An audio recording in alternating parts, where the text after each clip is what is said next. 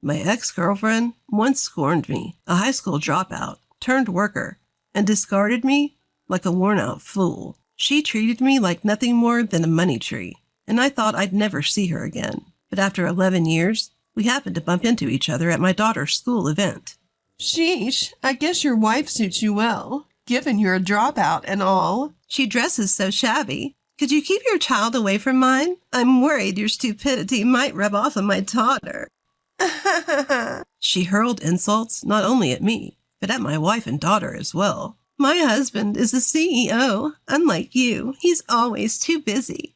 Can't compare to your low-income lifestyle, huh? My smug ex, however, turned deathly pale at her husband's shocking behavior. My name is Liam Peterson. Today, I'm moving back to my hometown from New York with my wife and daughter. Has it really been 11 years? This feels nostalgic. After a few hours from New York, we arrived at our new home. I hadn't been back to my hometown since I was 25, and seeing the unchanged townscape made me feel nostalgic. Dad, this house is beautiful. Will I be living here starting today? Yes, that's right. Do you like it? Yeah, I'm so excited. I remember you couldn't sleep because you were so excited last night. The child whose eyes sparkled in front of the new house was my daughter, Harper. Beside her, my wife looked at Harper with a gentle smile. My kind wife and my lively, cheerful daughter, Harper. For both of them, it's their first time living in a new city, but they are excited and helping with the moving process. I've decided to support these two with all my heart. A month quickly passed since the move, filled with busy days at work and in private life. Today is the first time we are attending a school event after Harper transferred schools. My wife and I worried about whether Harper was getting along at the new school. Decided to go together to check on her. The school is also my alma mater, and although it has been nicely renovated, some remnants of the old days remain, bringing back memories. Oh, aren't you Liam? At that moment, I heard a familiar voice from behind. Are you Riley, by any chance? Yes, it's been a while. Liam, who is this woman? My wife looked at her curiously.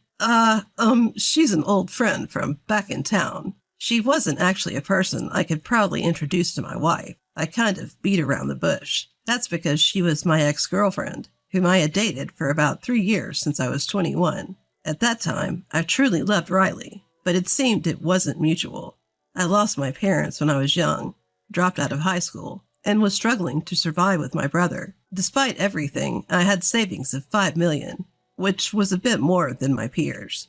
Riley approached me, targeting this money, and constantly asked for branded goods and expensive items. I thought, if it's for Riley, and bought her whatever she wanted, even if it was a bit of a stretch. But naturally, after constantly buying her luxury goods, my savings eventually ran out. And the moment she realized I had no more money to give, Riley's attitude completely changed. I absolutely can't marry a dropout. You idiot. She mocked me and dumped me right then and there. Riley saw me as nothing more than a convenient money source. Seeing Riley for the first time in a long time, she was draped in branded clothes, and all the accessories she wore seemed to be expensive. Apparently, she was able to marry a high-spec man to her liking. Is your kid in this class too? Yes, her name is Avery. When did you return to this town? Just recently. I came back due to work. I see. So the new student Avery was telling me about is your daughter? Riley then frowned and glared at us. What is it? You're still dressing cheap as ever. From the looks of it, your income hasn't changed much, has it? Your wife seems to match your dropout style. What? I wanted to retaliate, but we were in Harper's classroom. I couldn't cause a scene. I swallowed my words and stayed calm. My wife, looking embarrassed, looked down at her inexpensive clothes. Afterwards, Harper's class observation started. But the entire time, I was awkward, with Riley sitting next to us. Though the parents had an uncomfortable relationship, the kids were different. Harper, who initially struggled to fit in after transferring, was slowly becoming friends with everyone, thanks to Avery, Riley's daughter, who was the class representative. We started hearing more about the school, and we were delighted to see Harper sharing her school stories with a smile. Dad, I was playing with Avery and her friends today. Ha! Is that so? What were you guys playing? Unicycle? Avery is really good at it. She's teaching me at the school playground until evening. I hope Harper gets good at it soon. Did you come back with Avery and her friends after school? No, Avery's mom came to pick her up, so she left before us. I see. It would be nice if you could come back together tomorrow. According to Harper, Avery is good at both academics and sports, better than other kids. Harper admires Avery. Avery seems to be a straightforward kid, despite her mother. She must take after her father. That night, after hearing about Avery from Harper, while we were relaxing and watching TV after bath, I received a call from an unfamiliar number. Bewildered, I decided to answer it. Hello. Good evening. My daughter had your company today. Riley. Why suddenly? It seems you haven't changed your number since back in the days. Good thing I remembered it. Apparently, she had memorized my number even after changing hers. I see you have a good memory, but why are you calling me at this hour? I have a request. I want your daughter to stop playing with Avery. I couldn't believe what Riley just said. What are you talking about? I'm afraid your stupidity might rub off on my Avery from your daughter. I mean, your daughter can't be that bright either. Just because I was like that doesn't mean Harper would be the same. Stop talking nonsense. I couldn't hold back my anger and retorted when she insulted my daughter. Your daughter, right? She'll eventually turn out the same. I thought you were finally gone, but here you are again, a sore sight. Why did you come back? I returned due to work circumstances. That can't be helped, can it? Feeling pretty high and mighty for not doing any real work, aren't you? Too incompetent that you ended up this far flung, right? You know, Apparently, her prejudice against me hasn't changed since back in the day. Riley continued to hurl abuse at Harper and me, based on her groundless delusions. Unlike you, my husband is a CEO and makes $20 million a year.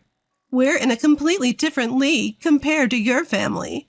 Please be aware of your standing, and don't let your foolish daughter get too close to Avery. Without waiting for my response, she ended the call abruptly. What happened, honey? It's nothing. Don't worry about it. Upon hearing my confrontational tone, my wife looked at me with concern. To spare her any unnecessary worry, I decided to keep the details of the call to myself. The next day, concerned about Harper after yesterday's call, I decided to pick her up from school after work. Looking across the schoolyard, amidst other kids playing cheerfully on the playground equipment, including Avery, I spotted Harper playing alone in a secluded area. Harper, I've come to pick you up. Let's go home together today. Dad, did you finish work early today? Yeah, but why are you playing alone over here? Well, I just felt like playing alone today, Harper answered awkwardly while twirling her hair. A habit she has when she's not being truthful. Did that woman tell Avery not to play with Harper? Ever since yesterday's call, negative thoughts have been racing through my mind.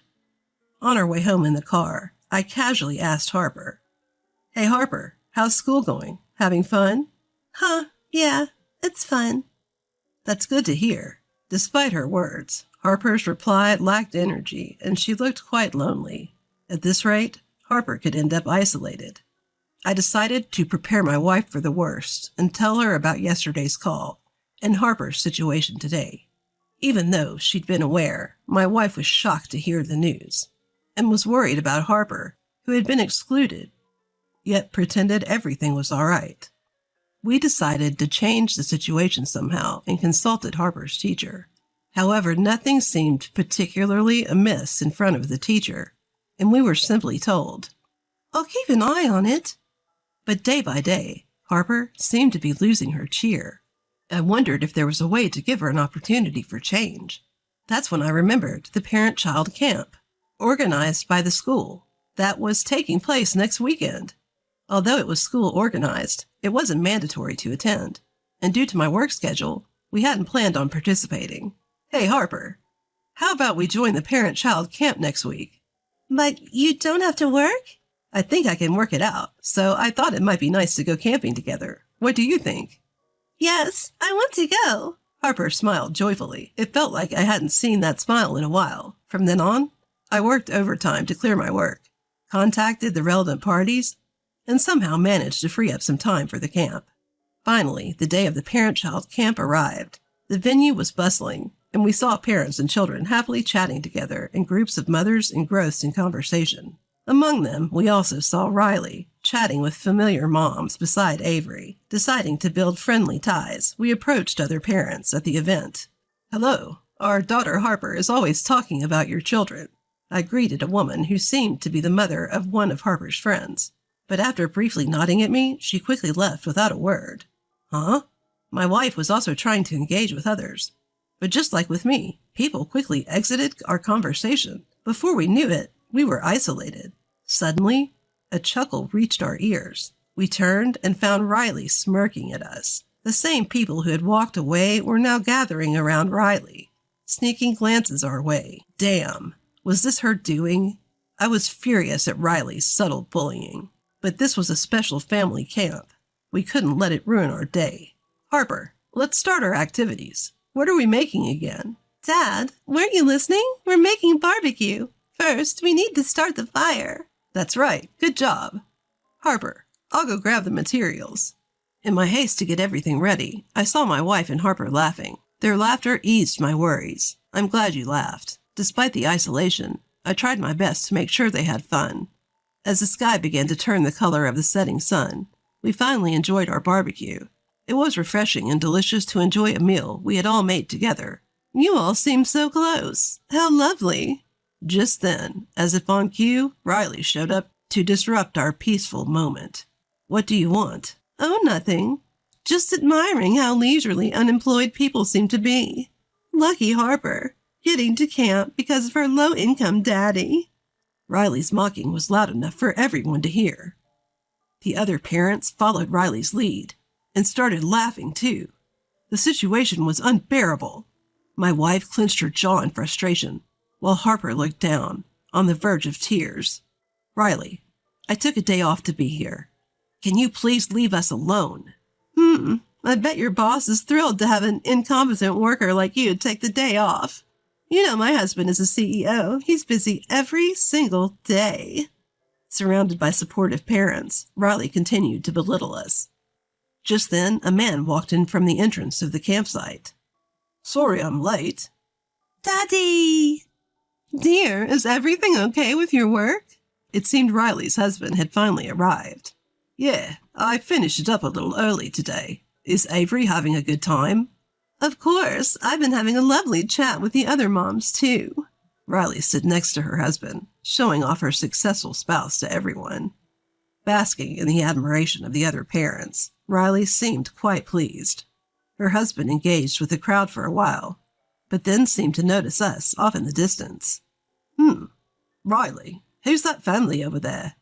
Ah, the new folks in town. Look at that man over there, not working from the morning like the rest of us. It's such a shame to watch.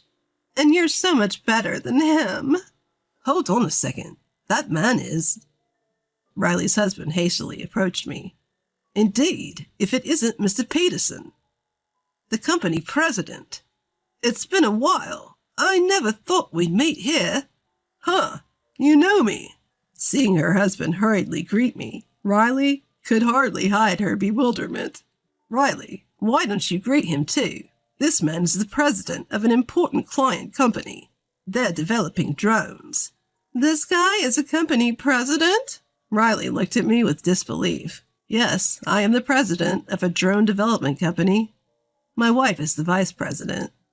Originally, it was a small startup with just a few employees, but now, thanks to our efforts, it has grown to rank among the top 10 fastest growing companies across the country."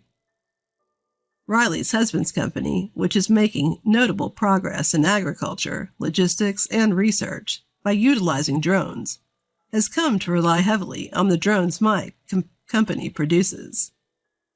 "By the way, Mr. Peterson, why are you in this town? I thought you were residing in New York." "The local politician asked me to create a new industry here, to bring life back to the town and make it more youth-friendly.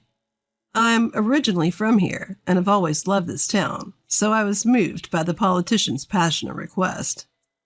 "Is that so? That's very like you, Mr. Peterson." No, I'm flattered." As she listened to our conversation, Riley turned pale beside her husband. Riley, are you all right?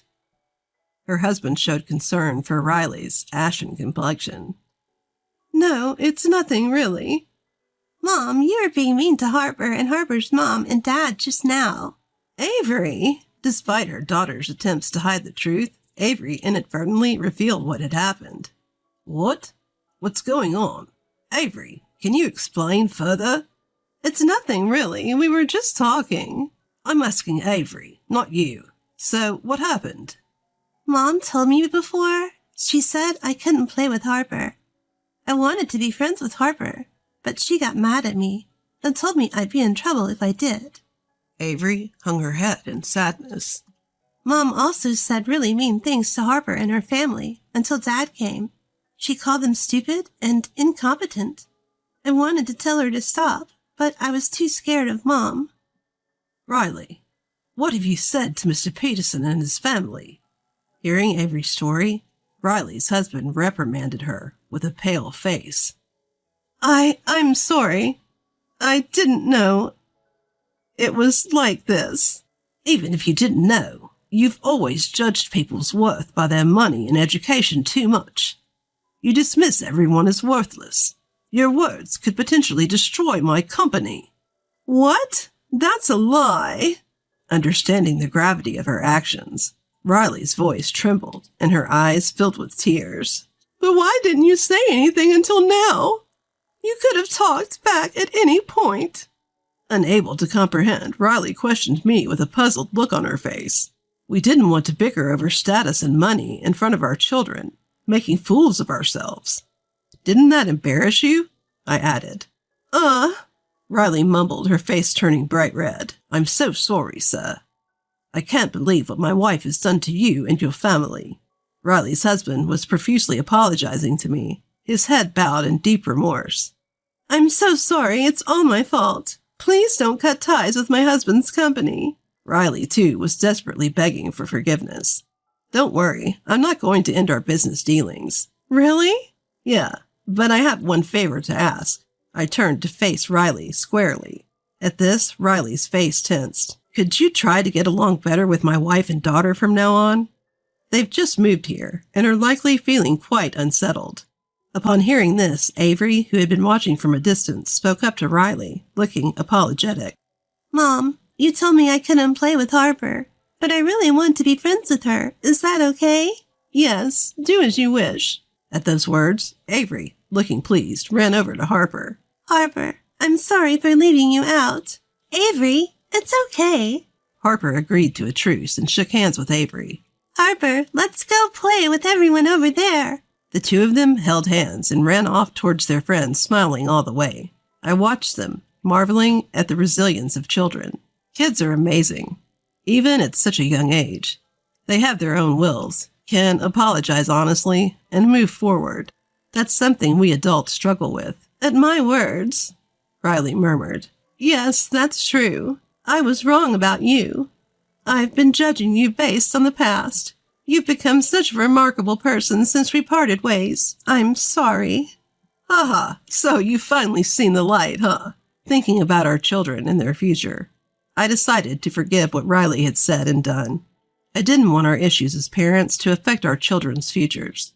After the camping trip, Riley stopped looking down on me and bragging incessantly about her husband to the other parents. Furthermore, she has begun to open up slowly but surely to my wife and Harper. Harper, who was downcast just a few days ago, is no longer ostracized, and she's back to the bright, kind child she used to be. Now, she's become Avery's best friend, leading a happy school life almost every day. Now, we feel blessed to hear Harper's sincere words about how she's happy. Will you be working late today? Yeah, I have an important meeting with a client. I replied, gathering my work documents into a bag and preparing to leave the house. Dad? Suddenly, Harper dashed to the front door, halting my attempt to open it. What's up, Harper? Did you forget something? No, that's not it. There's something I want to say. Oh, what's the formal tone all of a sudden? Well, I know I've said a lot of things before, but I think you're really cool. Dad, working so hard all the time. Thanks for always doing so much for us. With that, Harper bashfully handed me something red. Is this a good luck charm? Yeah, Avery and I made it together at her house yesterday. It's to wish you joy as you work hard every day. There were some tricky parts, but Avery's mom helped a bit. I see. Thanks, Harper.